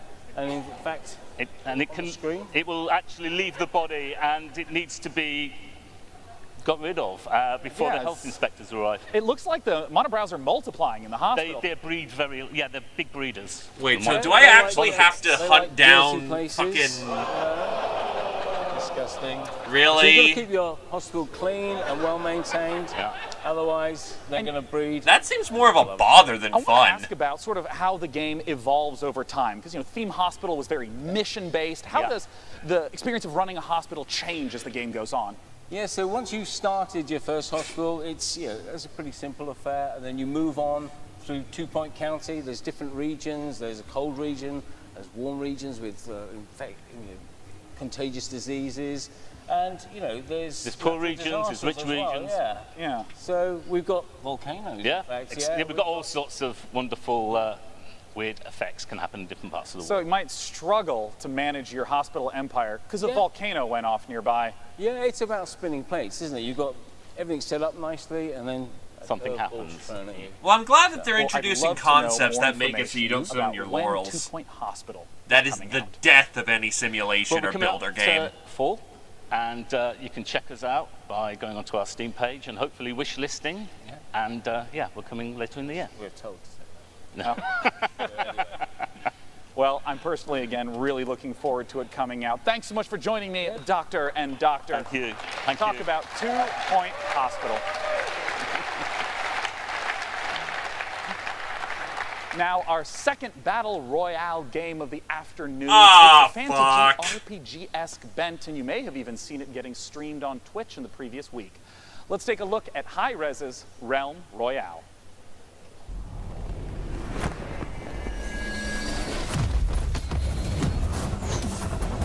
Class? Oh, great, it's a Battle Royale game where you have to get random drops for a fucking class.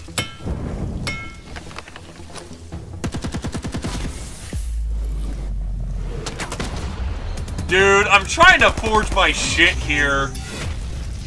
That's dumb. God, let me make my weapon to kill you with. God. Is the executive producer at Hi-Rez Studios. It's Rory Newborough, aka Dry Bear, Mr. Dry Bear. What separates Realm Royale from other types of battle royale games in the genre? It's a good question. Well, for one, we decided not to fuck with PUBG and went for Fortnite instead. You'll actually choose from a list of fantasy classes like mage or hunter or assassin and specify a unique play style before you land. How do these different classes work? So the engineer will be more about bunkering down, putting up shields, putting down turrets. The assassin will get behind the lines using stealth, use a sniper rifle to take out targets. And the warrior will just jump in there throwing axes and being crazy.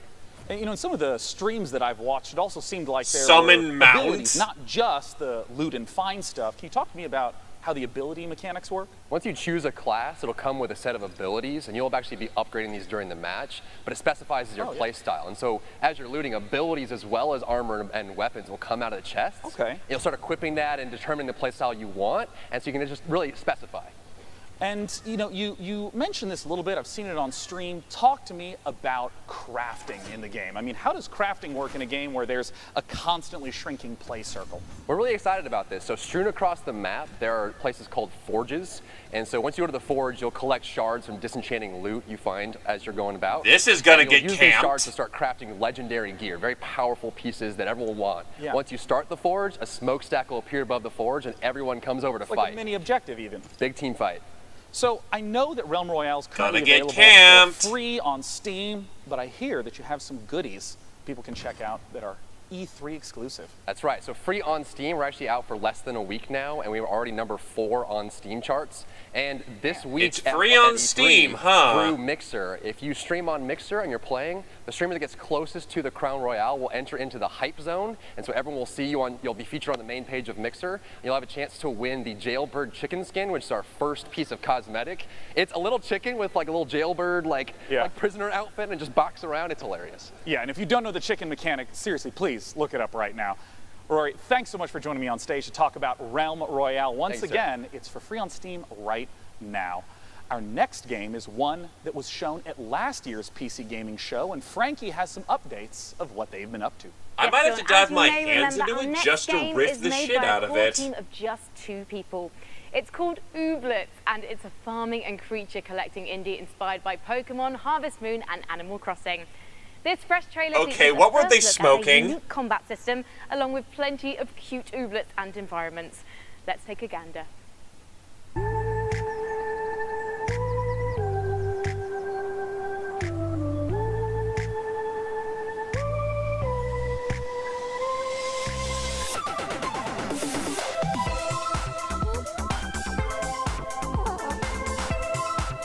Okay, yeah, they were definitely smoking something.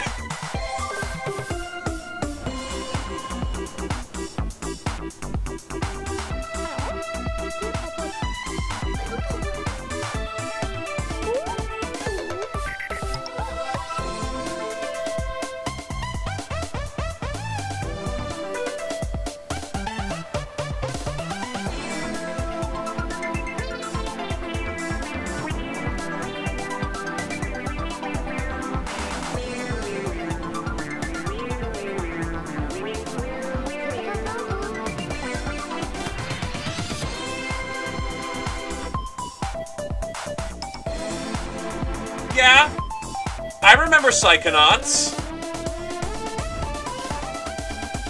No one else does.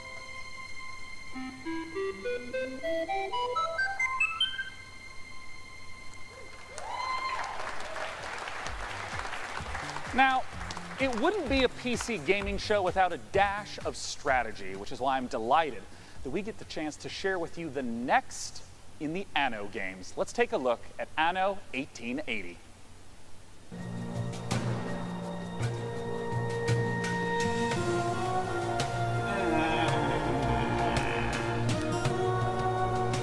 Aesthetic.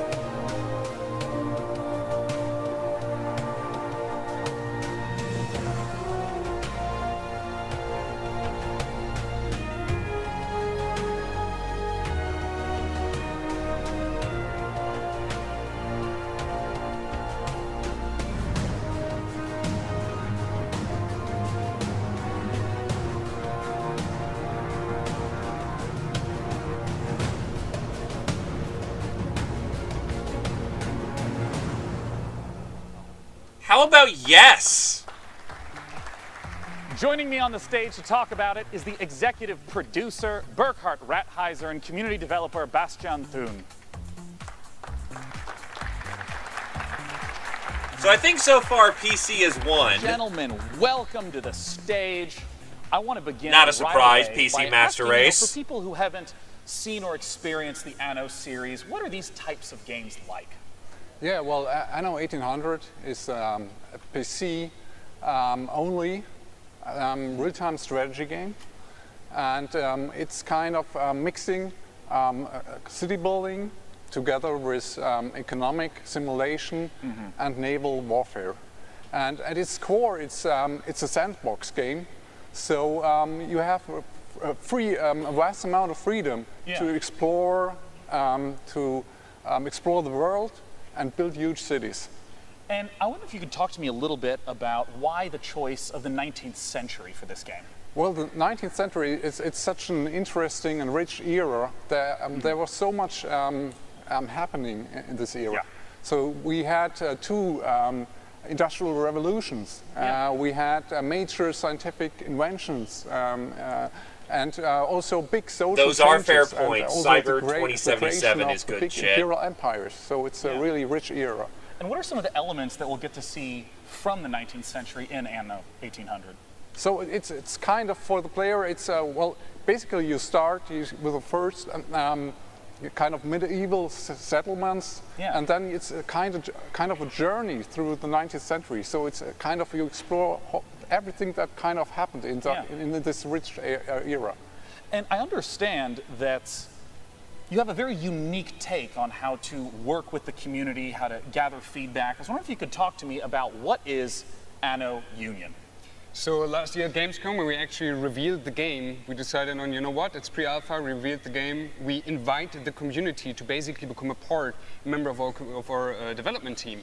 So we launched our Anno Union platform. It's a place where we give constant weekly updates on the current development and invite players to give feedback and basically help us developing the game. Can you give me like an example of exactly how some choices have been steered by the community? So there's a lot of different stuff we did. So like from feedback we got on our blogs and focus playtests where invited players. We got so much great feedback, which helped to completely rebalance the mid and late game of the game. Also, we heavily expanded on core features of the game based on feedback. We said like, okay, that really seems to work. Players like that, so okay, let's do it, like improve the quality a little bit even more. Yeah. But they can also vote on actual game content. So we had a big vote for an AI opponent in the game, for a community creation contest where they could create their own island and stuff like this. And I understand that some of this footage that you're sharing right now is pieces that people can go to anno-union.com and vote on right now. Exactly. So right just in time for E3, you can go to anno-union.com, check out, we have a vote up where you can vote on one of 5 ships in the game. And that's only the first stage, because in the second stage, we will allow you to design your own ship variant. So the winner of that first vote, then you can hand in your own design notes, drawings, 3D models, whatever you like. And the winner of that contest will actually make it into the game. Now, where is the website that people can go to again to get the most information right now? Yeah, just check out anno-union.com. That's basically our big community platform, and we want to invite especially strategy gamers, PC players out there to come help us developing the game, sharing feedback. Just check it out. Well, gentlemen, thank you for joining me on stage to talk about Anno 1800. Our next title is the final battle royale of the night, and Frankie, take a drink, is going to be talking about it, and it's a little bit, maybe not what you'd expect. Publisher TinyBuild is known for discovering distinctive indie developers. Oh yeah, TinyBuild! When Yandere dev told him to fuck off and ruined his entire game.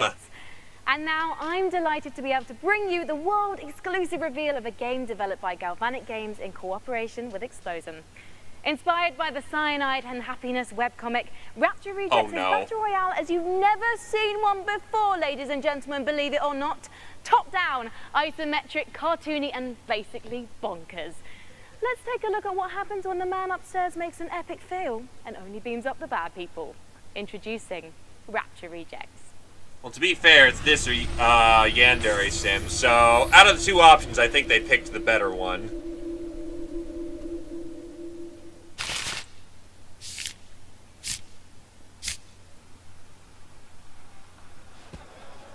Dear God, every day I strive to be closer to your light.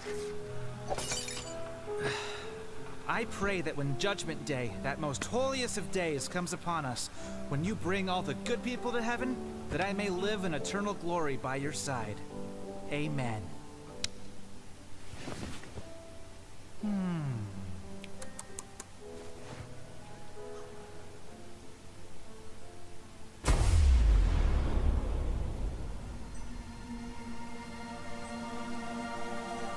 Doesn't include him.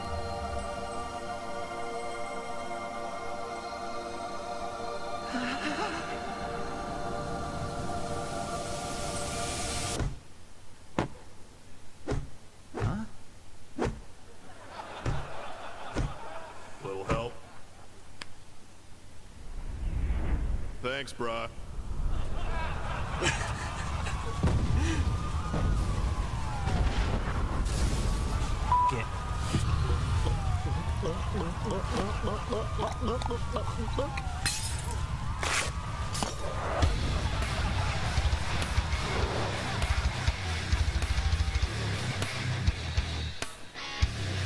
Yeah, this looks TinyBuild, all right. Harold! Get down here this instant! You didn't bring the leaves! Smell you later, you old bag!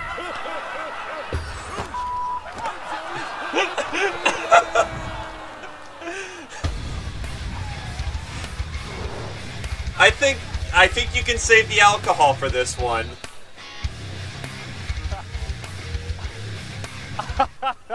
I can't believe we got to show that trailer. That's so great. Our final game that we will be showcasing this evening is from perhaps the most famous stealth action franchise in gaming, the Hitman series. Let's take a look at a brand new trailer from Hitman 2. You know, you're gonna get some people's hopes up when you say that, because people are gonna think Thief in the Dark Project.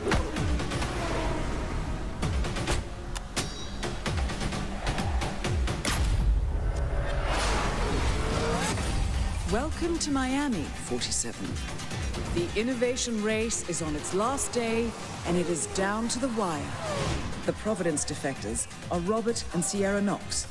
A day of high-octane thrills and two very public targets.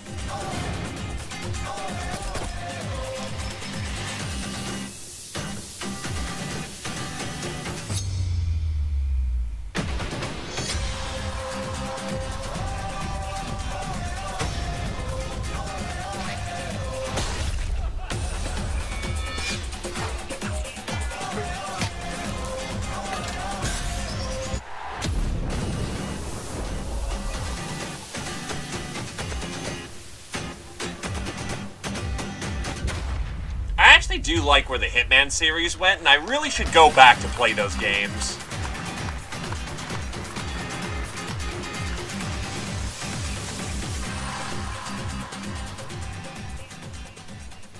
Joining me to talk about Hitman 2 is game director from IO Interactive, Jacob Mickelson. Join me up here, Jacob.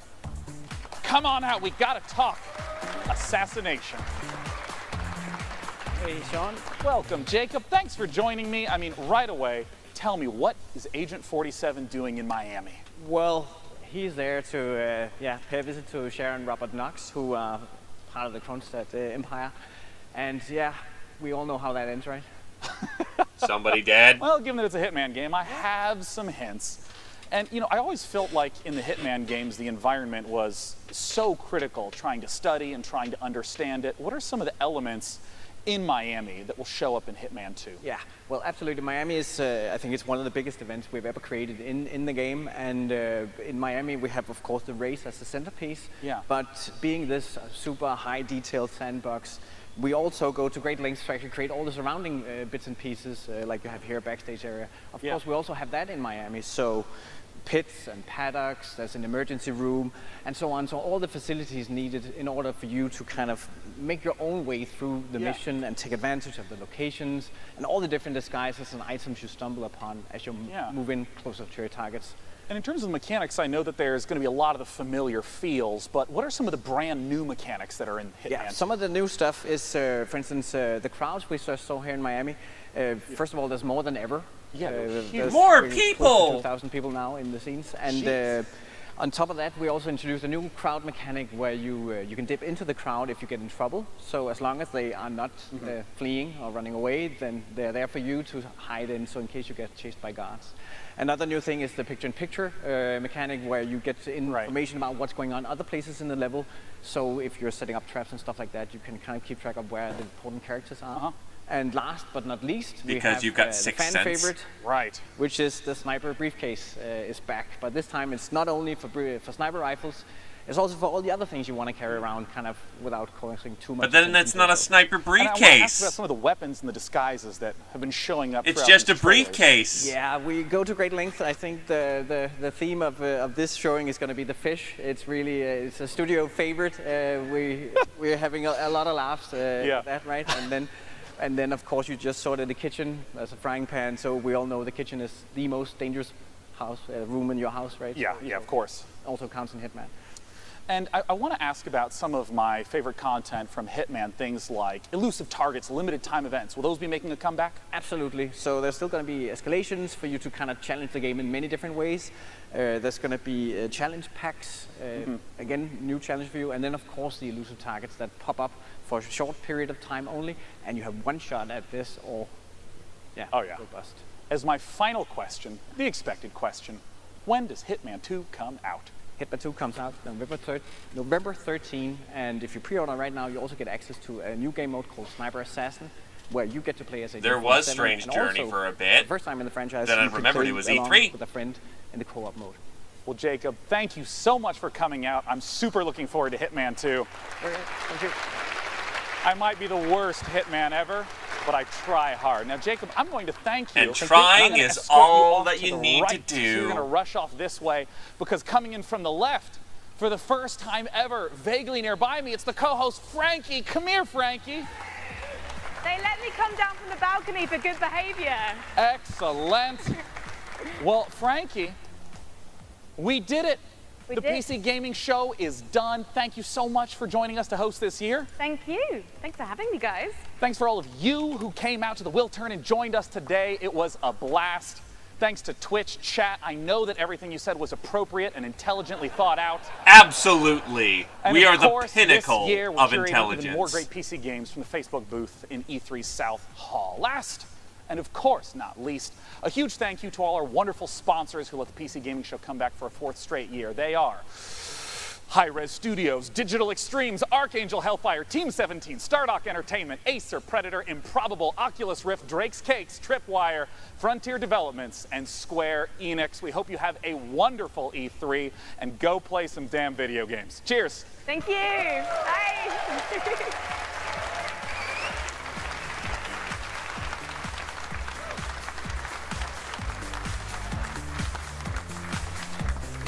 So, PC Gaming Show. Actually good. Actually really good. Like, holy shit, we actually got some fucking video games.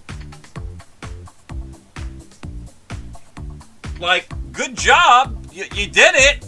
You fucking did it.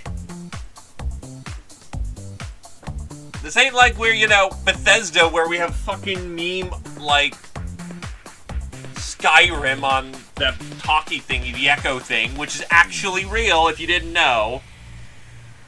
The games actually look good. We had some stinkers, but for the most part, yeah, no, this looked good. This looked good. Not as much as I could want to riff, unfortunately. But we still got some good riffing in. And hey, we're going to have another showing in about an hour. Specifically Sony, so that should be good stuff. Oh, Alexa. Whatever. Echo, Alexa, the thing, the talkie device.